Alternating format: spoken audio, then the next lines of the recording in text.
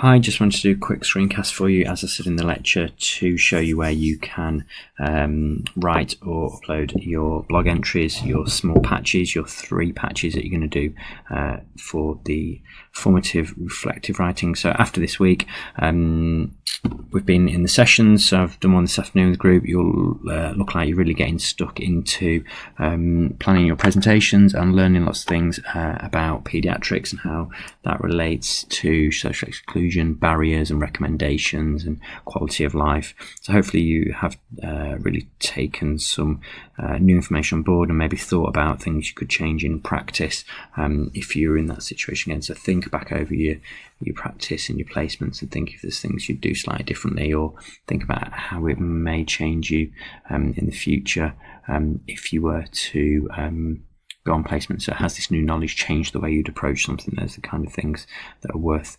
reflecting on.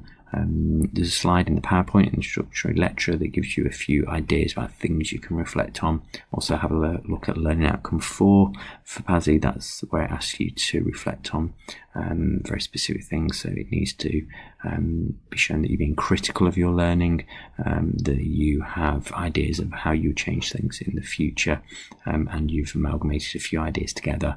Don't worry too much about trying to amalgamate within the patches, because you've got to remember this is marking criteria for the whole thing altogether, so it's very difficult to do that in maybe one patch, but think about how you can bring those together and weave them together towards the end.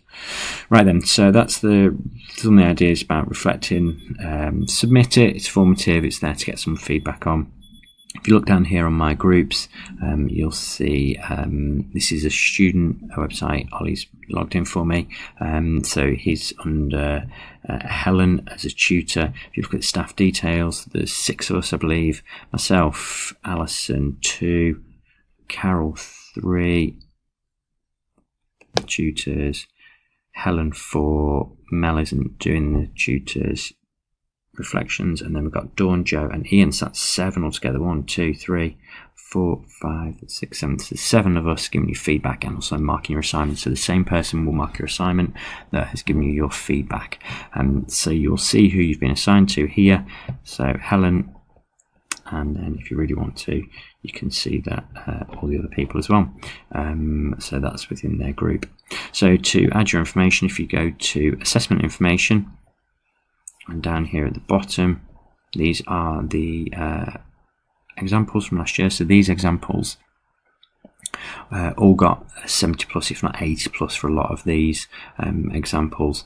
You've got to remember that just because a poster got 80 plus doesn't mean that it was down to just the poster alone. Okay, they're very nice posters, but you've got to remember someone was standing there talking for 20 minutes in front of these posters, so it's not just on how it looks alone.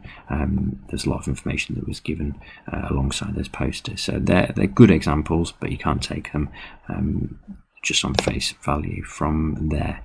So right at the bottom, there's a folder called Formative Assessment Information.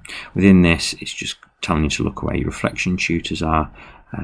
So you can either look there, or if you actually click here, then you'll also see who you're assigned to as well.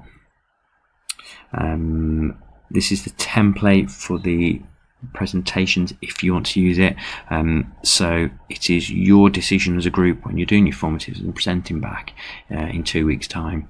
It's your decision how you want feedback. Do you want it verbally? Do you want it written? Do you want just people to shout out? You could do that pretty quickly within a minute or 2.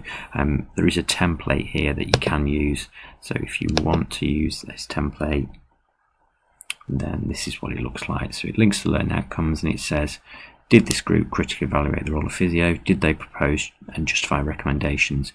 How good was their presentational poster and digital literacy and skills related to that? So you could use that, you can print that off and bring it with you if you want to.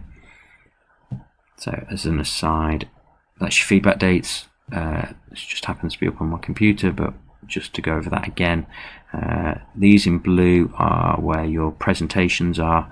So 9th, 11th of October will be week after next, and then you've got some in January, beginning and end of January. These are the hand-ins, just 2 this year, the 7th of November, and then I've put these together.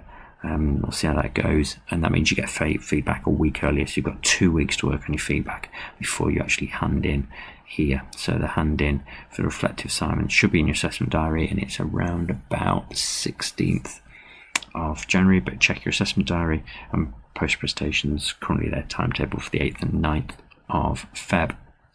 Right, I'm not meant to be talking about that, I am meant to be talking about this.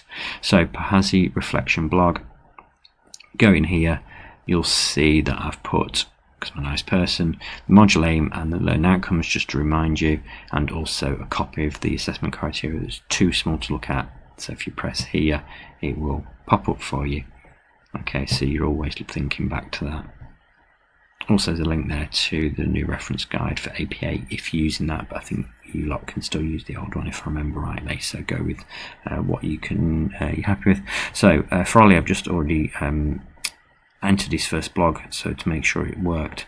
So here, if you go to the top and create private blog entry, you can put your title. So this can be pediatrics, first blog, and then you can add 400 words here. And also references, if you can spell references. So put all that in there. If you really want to, you could attach a document, but that just means as tutors we're going to have to open 11 or 12 documents, and it'd just be easier if you copy and paste it in here. So that is what I'm going to ask you to do. Copy and paste here, please. Okay, and then you'd post entry, and then what will happen is it will appear underneath here, and then on my desktop, when I go to Blackboard, I'll be able to add some feedback, and I'm just going to pause the video and show you what that might look like. Oh, this is what it looks like. You can see it already, but it's blank at the moment. So you can see the things that will give you feedback on is whether you've been critical in reflections, that links to learning outcome 1.